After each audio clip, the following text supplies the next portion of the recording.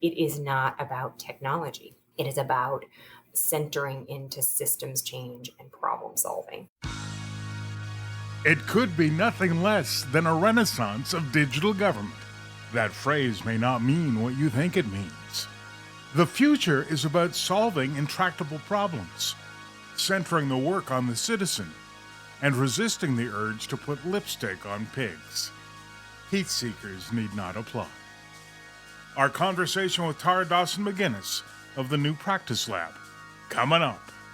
Plus, a new co-host for the show, who sounds exactly like this. TFIC takes you deeper into the stories that are shaping the future of state and local government. Final frontier. To boldly go where no man has gone before. You're not Buzz Lightyear. I'm Siri. And I'm Google. And I am Alexa. Alexa seems so smart, I think we'd have a lot to talk about. Pew, pew. Obama.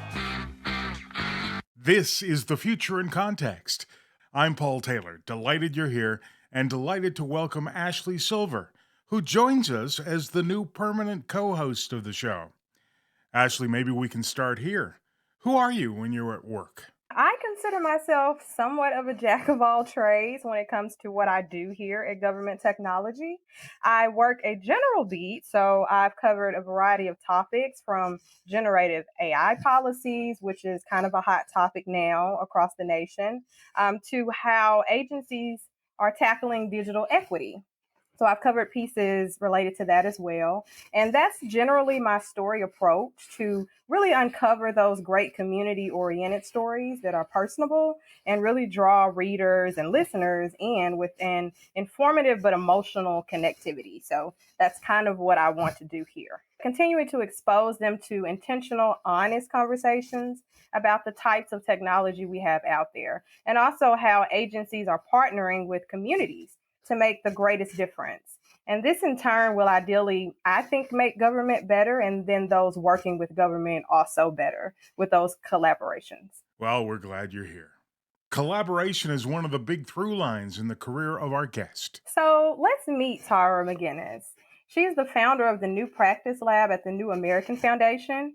It is a research and design lab focused at the intersection of policy creation, implementation, and citizen and community voices. McGuiness also served as a senior advisor in the White House and in the Office of Management and Budget during the Obama administration. So in that position, she oversaw federal teams that worked alongside city, nonprofit, and philanthropic leaders in Detroit, Baltimore, and Flint, among other communities. And McGuiness and Hannah Shank are actually co-authors of Power to the Public, The Promise of Public Interest Technology. It has been described as a powerful new blueprint for how governments and nonprofits can harness the power of digital technology to really help solve those most serious problems of the 21st century. One reviewer, a fellow you guys may know as Barack Obama, opined, "It's worth a read for anyone who cares about making change happen." You and executive editor Noel recently spoke with McGuiness, so tell us about it. McGuiness and her co-author thought this moment had such urgency that they just re-released their book on the power of public interest technology. All of that to help policymakers make the most of the moment. When we started doing this work, it was hard for Hannah and I to explain to many people at a barbecue what this is that we were trying to do. By the end of the massive conversation we had about vaccination, people understood, oh, wow, it's not just about inventing a vaccine. The implementation of how it reaches people and it gets to all communities is important. I think in the peak of the pandemic, this kind of invisible work of how a policy becomes an experience for a citizen became visible, whether it was unemployment insurance or, emergency rental assistance. And so I do think the display of implementation problems and challenges and opportunities made relevant a conversation we were trying to generate about what public problem solving looks like. McGuiness says that she realizes it's possible to have discussions now that were difficult before, if not impossible, because there is now a new shared experience, namely the rollout of the COVID vaccines. All of this has led McGuiness to an irreducibly complex metric. My life's work has generally been making government work, but I realize it's really important. And part of the reason Hannah and I wrote the book, Power to the Public, is that it doesn't matter if it's working, if it's not visible. Now, given that, where are state and local governments doing well, and where are they coming up short? I think in 2023, we're having a renaissance of the role, importance, and possibility of state, local, municipal, county government. That is in part driven by a massive series of federal infrastructures. This is both the Inflation Reduction Act and the bipartisan infrastructure deal, and to some extent the remaining flexible dollars in the state and local fiscal recovery aspects of the American Recovery Plan. The heart and soul of all of these actions, whether they're new broadband efforts to bring clean buses, more equitable infrastructure, the heart and soul of all of this federal funding lies on the shoulders of state and local government. And so it's both an immense challenge, I think, but truly it is a once in a generation level of opportunity, green space for state and local leaders to innovate, to do things they didn't think. There's a lot of flexibility to both build the clean new bus and build a new data system that allows you to see who it's reaching and who it's not reaching, or where it's breaking down. And so I think I would call it a renaissance. I think it's an incredibly important moment. To your second question of where are they falling short, or where is it challenging, we've been on a massive disinvestment in the very county, city, and state capacity over the past, I'd say, 20 years. And so at the moment where we have this opportunity, we're also facing massive retirement, the challenges, post-COVID that many sectors, including the public sector, see in retaining a workforce. And so I would say the capacity that's required to do big, new, interesting things for the future is a big challenge, and maybe the biggest challenge to the ability to take the federal investments that come in a short period of time and require immense capacity to deliver. So this thing that we call digital government, it dates back almost 30 years. There is a considerable body of work that has been done in its name and to build it out, but at the same time, it still feels aspirational, something that's still on the horizon or around the next corner. The promise of digital government, now and then, has been and is the word transformation. Is that the right promise? I'm not sure. I think we made a mistake to determine digital government is really only as good as it is understanding for what. Why would we take this piece of paper and digitize it? Why would we take this form or this process?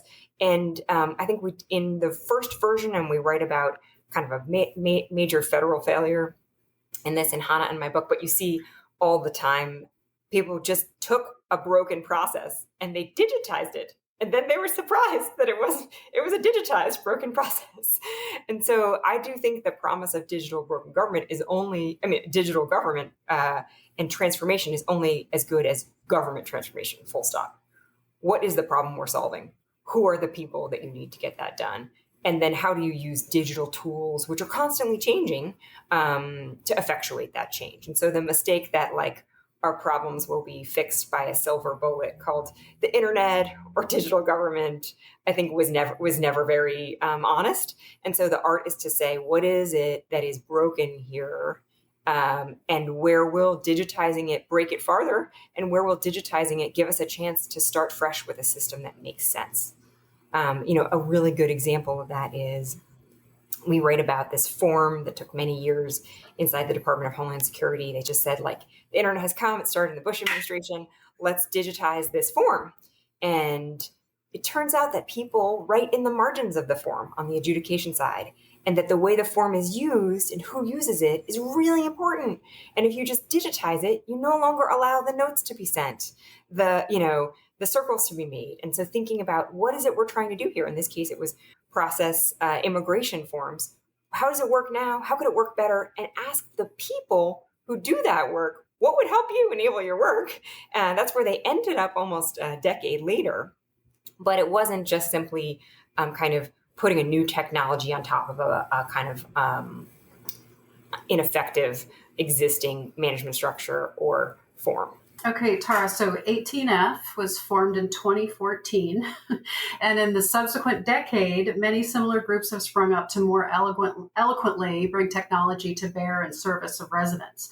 What have we learned in the 10 years since 18F launched?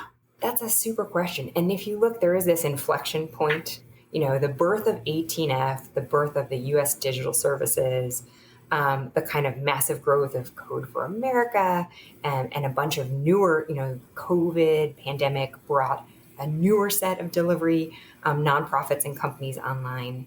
So to some extent, it's 10 years is still a young field. What have we learned? I think part of it picks up on your last question, which is, hey, this isn't about technology fixing our hardest social problems. It's about systems change, understanding humans, good management, and how we bring human-centered design, data in the cloud, thinking that is, who knows what the next generation of this is on AI, in service of concrete solving problems. And so I think if you look at V1, not in 18F, but in a number of the kind of external companies and players, there were many folks looking to sell the government, hey, homelessness, we have an app. We have an app that will fix homelessness. If someone sells you an app to fix homelessness, you should look askance. Intractable social problems will not be fixed by an app. Very few things will. Could you enable data sharing in a different way, bring people together as Community Solutions has done in so many communities with their effort to use data to get to zero homelessness by bringing people around the table and understanding different entities in a community, from the police to hospitals to homeless facing agencies. It wasn't a technology. It was everyone has a little bit of data. How could we share the data together and work through the problem? And so I think one of the biggest lessons is that it is not about technology. It is about centering into systems change and problem solving. And if you make the problem technology, you are not likely to make the fix. Do we have technology problems? Absolutely. Do we need to recruit more folks who come out of engineering school and design school and a suite of skills that have been used to kind of massively grow the technology sector in the United States and the globe into government as the best place to work? Totally, we do. But is the fix technology? No, it is how does technology enable us to meet the problems and challenges of our time. You delve into some compelling examples of user-centered work in your book. And are there organizations, government entities that are getting this right? The kind of flagship item I would highlight, and I'm not sure I could have even envisioned it happening when we wrote the book, is that the President of the United States came out through an executive order, now it's well over a year ago, saying consumer experience, consumer service is a mandate from me, the president, to the agencies. This is an executive order called the Consumer Service Executive Order, which kind of forces the agencies to think not just about the business of policy, which is incredibly important, and I've spent much of my life on. We care a lot about what policy is for families with young kids, but there isn't a kind of organizing force in the government to think about the life experience, which is one of the mandates in the Consumer Service Executive Order, of being, having a child and having kids under 5. The life experience of leaving the military, the life experience of retiring. And so it sounds silly to say, wait, the government isn't organized around life experiences, but the government was built, hundreds of years ago for a very different set of life experiences. And therefore we have, when I was working in the White House, we had 8 to 12 agencies that touch a family with young children, right? Who are all doing their best, but there's no, if you were invented today, I think you probably invent an agency that focuses on families.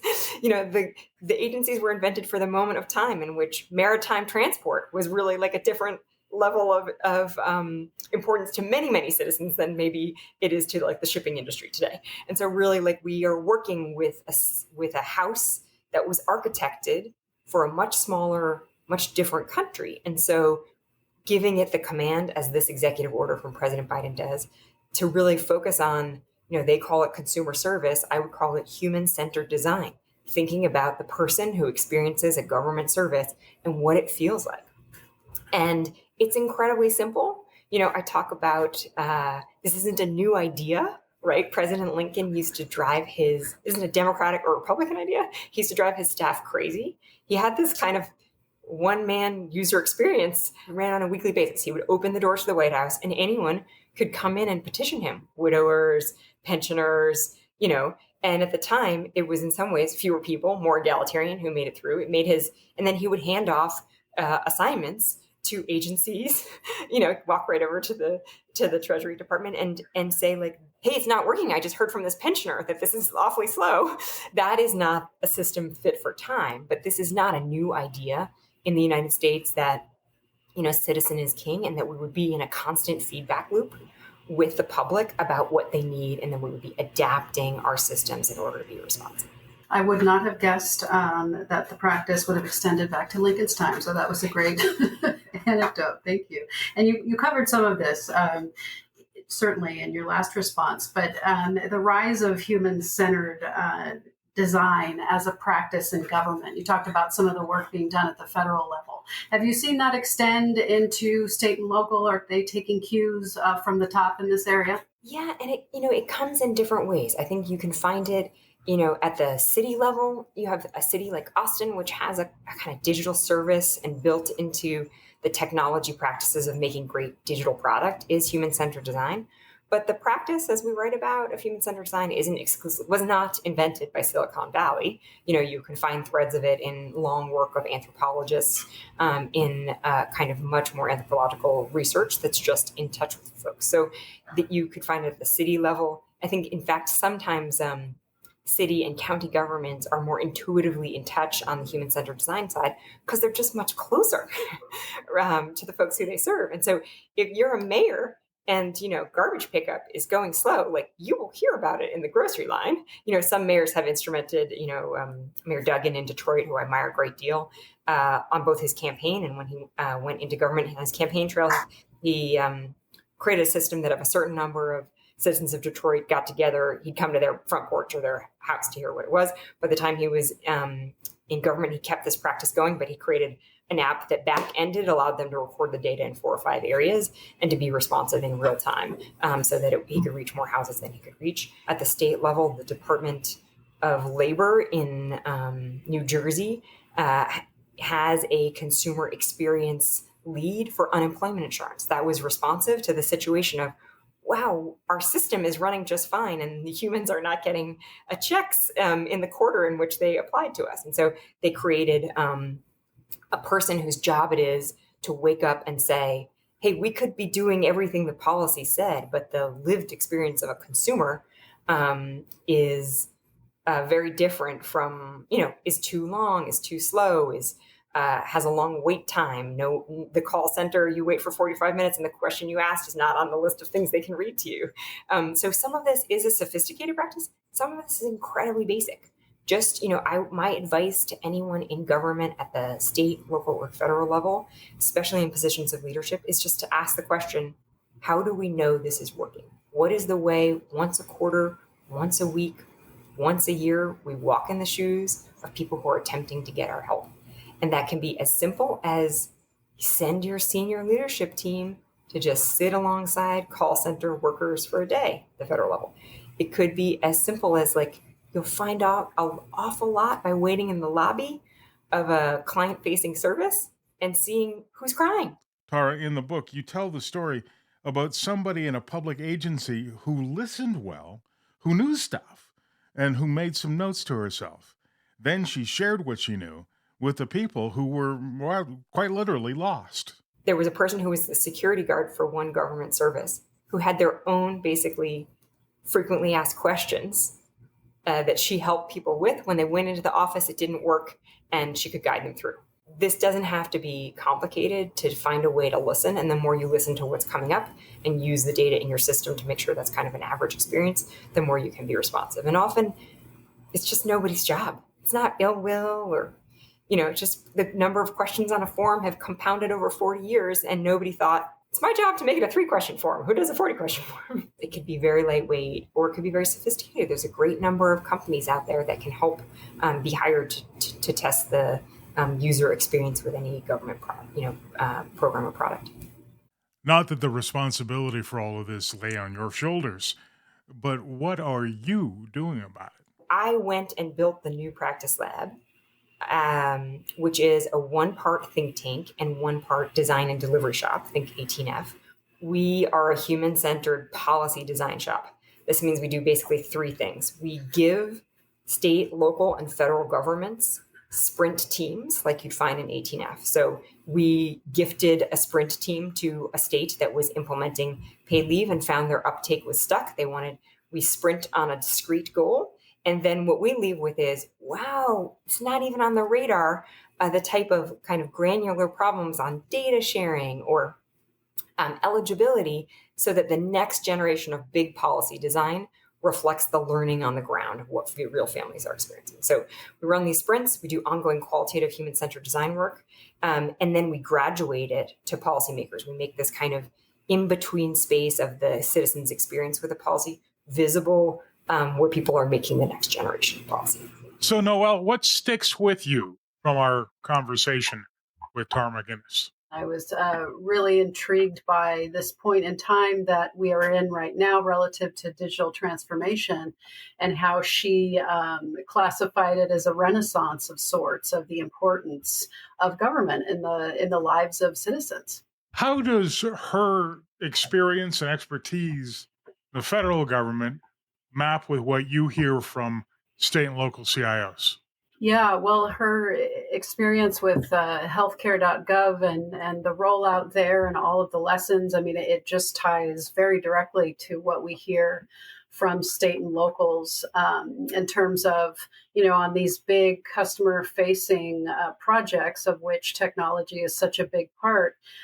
Technology is not the most important part, and you really have to invest in, the user experience journey throughout the process. What are people's lived experience with a service? And test your hypotheses over and over and over, and we hear those kind of refrains from folks all over the government spectrum. On that very point about the lived experience, what did you make of her comment right off the top, where she was saying that if people don't see the change, feel the change, experience the change, then it's like it never happened? It's very true. And it always strikes me when you see these surveys around people's feelings about trust in government and how low those are. And, really when you drill into some of that, it's someone had a negative experience with an agency, which is understandable. I'm not questioning that, but it's so limited to whatever my direct personal experience with, say the DMV, or any other agency that you might interact with. If that was less than stellar, if something felt overly complex, overly bureaucratic, impersonal, then that is going to translate pretty heavily into your overall feelings about government at any level. Noelle Nell, Executive Editor, thank you. Noelle is part of our editorial and production team, as is Ashley Silver, Zoe Manzanati, and Kaylee Tedra. Our editor-in-chief is Kathleen Robinette. You can listen and subscribe to The Future in Context on Apple Podcasts, Google Podcasts, Spotify, Odyssey, and Audible. If you like what you hear, you can help more people find the show by leaving a rating and review on Apple Podcasts. 5 stars would be nice. And that will do it for us. Next time out, the X Factor. When is it time for social govies to leave a social platform? And the new perennial question, what to do about AI? For Ashley Silver, I'm Paul Taylor. Thanks for listening. Stay connected to the show at tfic.tech.